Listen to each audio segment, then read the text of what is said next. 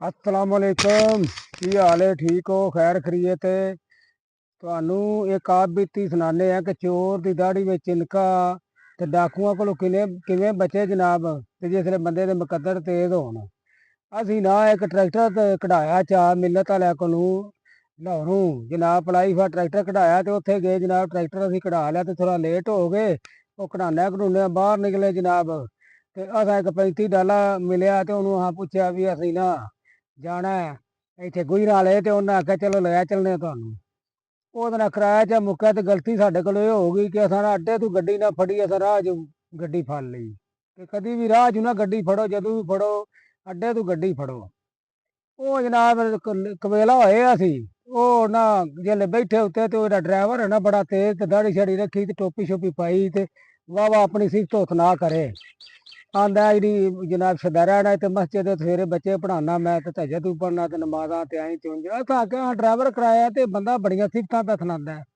ਦੋ ਬੰਦੇ ਮੁਨਸ਼ੀ ਹੋਰੀ ਮੇਰੇ ਨਾਲ, ਅਸੀਂ ਦੋਵੇਂ ਜਨਾਬ। ਤੇ ਆਂਦਾ ਇੱਥੇ ਨਾ ਮੈਂ ਪੈਸੇ ਦੇਣੇ ਨੇ ਤੇ ਤੁਸੀਂ ਨਾ ਉੱਥੋਂ ਤੁਹਾਨੂੰ ਚਾਹ ਪਿਆਨੇ ਤੇ ਤੁਸੀਂ ਯਾਦ ਕਰੋਗੇ।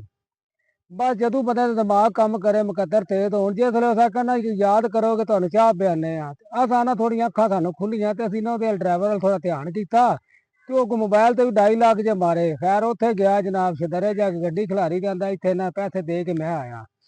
ਉਹ ਘੰਟਾ ਡੇਢ ਉੱਧਰ ਹੀ ਰਿਹਾ ਤੇ ਉੱਥੇ ਜੂਸ ਵਾਲੇ ਨੂੰ ਆਖ ਗਿਆ, ਉਹਨੂੰ ਜੂਸ ਜਿਹੜਾ ਟੈਟ ਜਾ ਪਿਆ। ਉਹ ਅਸੀਂ ਥੋੜੇ ਚਕੰਨੇ ਹੋ ਗਏ। ਉਹ ਜੂਸ ਵਾਲਾ ਜਨਾਬ ਅਸੀਂ ਵਾਵਾ ਦੂਰ ਟੁਰ ਗਏ ਤੇ ਉੱਥੇ ਵੀ ਜੂਸ ਲੈ ਕੇ ਮਗਰ ਟੁਰ ਗਿਆ। ਤੇ ਅਸਾਂ ਕਿਹਾ ਭਾਜੀ ਅਸੀਂ 버ਗਰ ਪੇ ਬੋਤਲ ਪੇ ਖਾਣੇ, ਸਾਨੂੰ ਜੂਸ ਦੀ ਕੋਈ ਲੋੜ। ਉਹ ਆਂਦਾ ਲਓ ਭਾਜੀ ਪੀਓ, ਕੀ ਹੋ ਗਿਆ ਜੇ? ਆਸਾ ਜੂਸ ਲੋ ਰੋੜਿਆ ਚਾ। ਉਹ ਵੇਖਿਆ ਕੀ ਤੇ ਜਨਾਬ ਨਾ ਉਹ ਸਾਡੇ ਡਾਲੇ ਦੇ ਇਰਦ ਗਿਰਦ ਨਾ ਟਰੈਕਟਰ ਜਿੱਤੇ ਉੱਤੇ ਹਨ ਲੱਦੇ ਆ।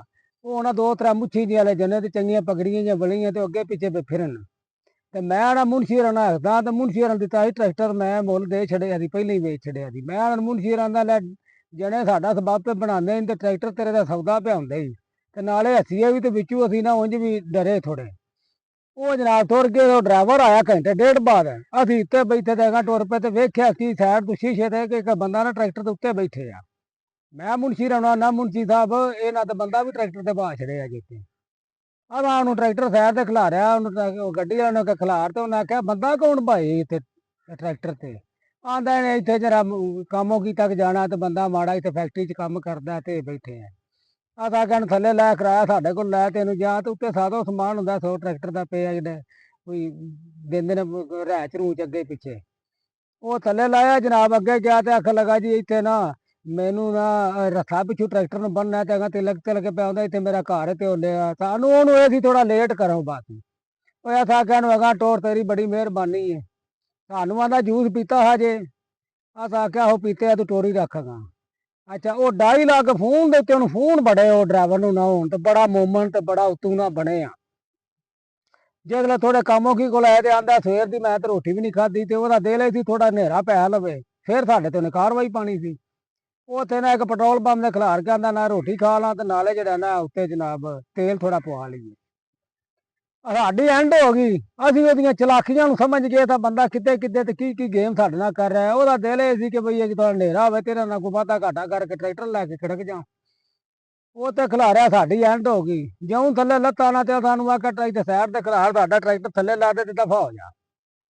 ਉਹ ਨਾ ਥੋੜਾ ਕੋਈ ਨਾ ਗੱਲ ਹੋਰ ਤਰ੍ਹਾਂ ਕਰਨ ਲੱਗੇ, ਦੋ ਖੜਕਾਈਆਂ ਚ ਤੇ ਅਸਾਂ ਨਾ ਵਿੱਚ ਆ ਕੇ ਭਾਇਆ ਸੀਗਾ ਬਹਿ ਜਾ ਇੱਥੇ ਲਾ ਦੇਣੀ। ਉਹ ਵਿੱਚ ਬੈਠੇ ਤੇ ਅਸਾਂ ਕਿਹਾ ਤੂੰ ਸਾਡੇ ਨਾਲ ਨਾ ਜੇ ਤੀਜਾ ਚੌਥਾ 3-4 ਘੰਟੇ ਹੋ ਗਏ ਤੂੰ ਸਾਡੇ ਨਾਲ ਗੇਮਾਂ ਪਿਆ ਕਰਨਾ ਹੈ, ਤੇ ਅਸੀਂ ਤੂੰ ਸਾਨੂੰ ਕਿਹੜੇ ਚੱਕਰਾਂ 'ਚ ਪਾਏ ਆ? ਤੇ ਤੇਰੀਆਂ ਸਾਰੀਆਂ ਗੇਮਾਂ ਦਾ ਸਾਨੂੰ ਪਤਾ ਪਿਆ ਲੱਗਦਾ, ਜਿਹੜੇ ਜੀ ਤੂੰ ਬੁਲਾਏ ਜਾਂ ਜਿਨ੍ਹਾਂ ਤੂੰ ਫੋਨ ਪਿਆ ਕਰਨਾ ਸਾਨੂੰ ਚਾਹਾਂ ਪਿਆਨਾ ਬੜੀਆਂ ਟੈਟ ਯਾਦ ਕਰਨ ਵਾਲੀਆਂ। ਅੱਛਾ ਬੰਦੇ ਨੂੰ ਲੱਗ ਗਿਆ ਪਤਾ ਕਿ ਮੇਰੀ ਸਾਰੀਆਂ ਚਾਲਾਂ ਨੂੰ ਵਹਿੰਦੇ ਨੇ, ਤੇ ਨਾਲੇ ਦੋ ਖੜਕਾਈਆਂ ਵੀ ਹਥਿਆ ਸਨ। ਉਹਦੀਆਂ ਲੱਤਾਂ ਕੰਮਾਂ ਲੱਗ ਪਈਆਂ ਤੇ ਬੜਾ ਸੌੜਾ ਛੋੜਾ ਪੈ ਕੇ ਤੇ ਗੱਡੀ ਤੂੰ ਭਜਾ ਰੱਖੀ, ਤੂੰ ਕਦੀ ਕਿੱਦੇ ਸਾਡਾ ਮਾਰੇ ਕਦੀ ਕਿੱਦੇ ਮਾਰੇ। ਕਰਨਾ ਇੱਥੇ ਕੋਈ ਨਾਲੇ ਅਸੀਂ ਜਨਾਬ ਬਾਈਪਾਸ ਤੇ ਲੱਥੇ ਟਰੈਕਟਰ ਥੱਲੇ ਲਾਇਆ ਤੇ ਮੁਨਸ਼ੀ ਨੂੰ ਮੈਂ ਨਾ ਮੁਨਸ਼ੀ ਇਹਦਾ ਧਿਆਨ ਰੱਖੀ ਬੰਦੇ ਨੱਸ ਜਾਣੇ।